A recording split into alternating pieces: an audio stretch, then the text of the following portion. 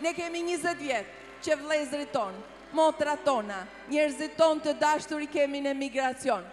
Ato kanë halle, ato kanë vështirësi, kudo ku janë, në Greqi, në Itali, në Gjermani, po pavarësisht nga hallet që kanë, para dun t'i kthejnë këtu në Shqipëri, tek nana, tek plaka, tek babaj, tek motra, dhe nuk thojnë kur sa ato janë vështirësi, po paret i sjedhin këtu, dhe kjo është një vlerë e jashtëzakonshme e kombit tonë.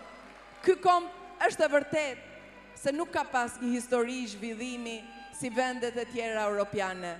Për fatin ton të keq, jo për fajin ton, për fatin ton të keq.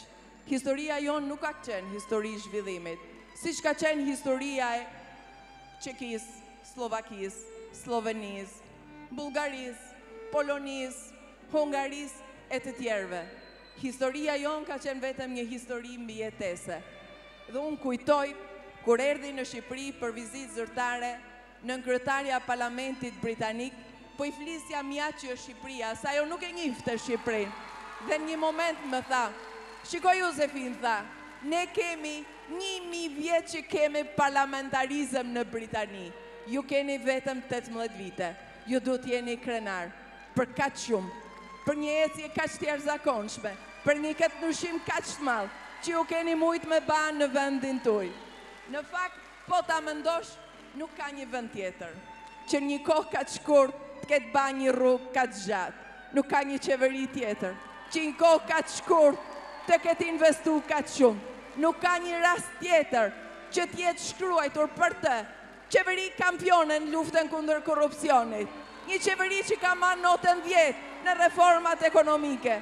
Një qeveri që ka marrë notën 10 në rritjen ekonomike në një kohë të një krizë globale financiare.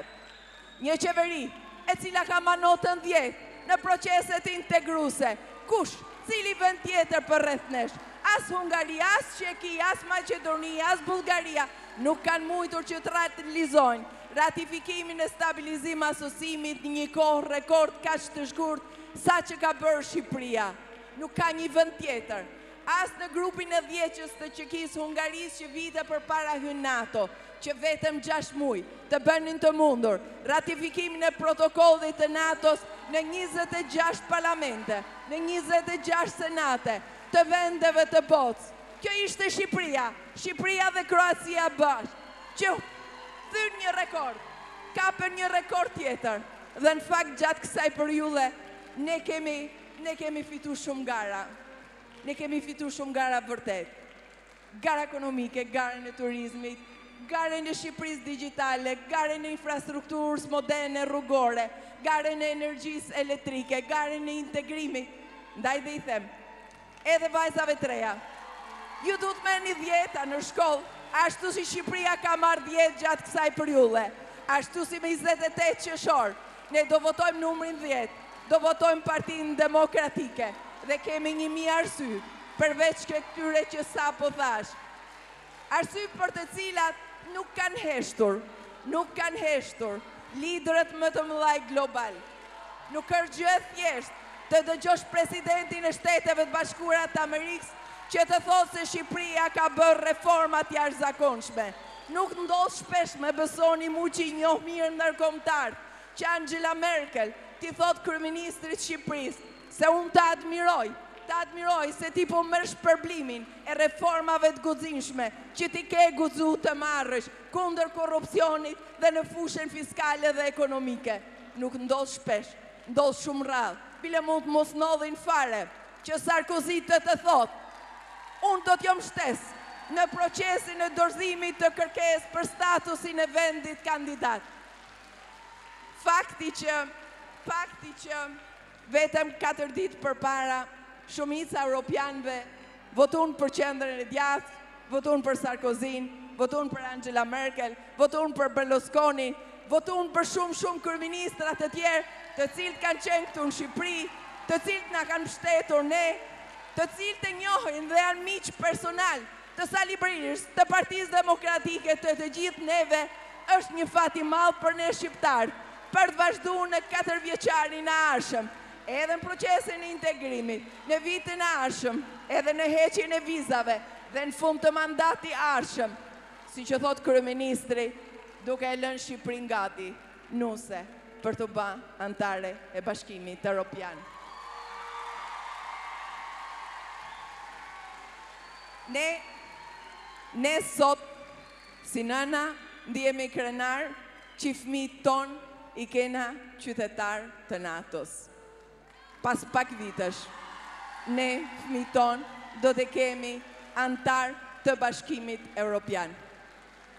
Unë, për para 20 vitesh, ashtu si Cecilia Priush, nuk kisha ëndër më të madhe, më të guximshme, më të parrirë, më të pa imagjinueshme, se sa qifsha fëmin tim, se sa qishem mikun tim, se sa qifsha komshin tim, qytetin tim, vendin tim, që të bëhet antar të këtij komunitetit jashtëzakonshëm të vlerave.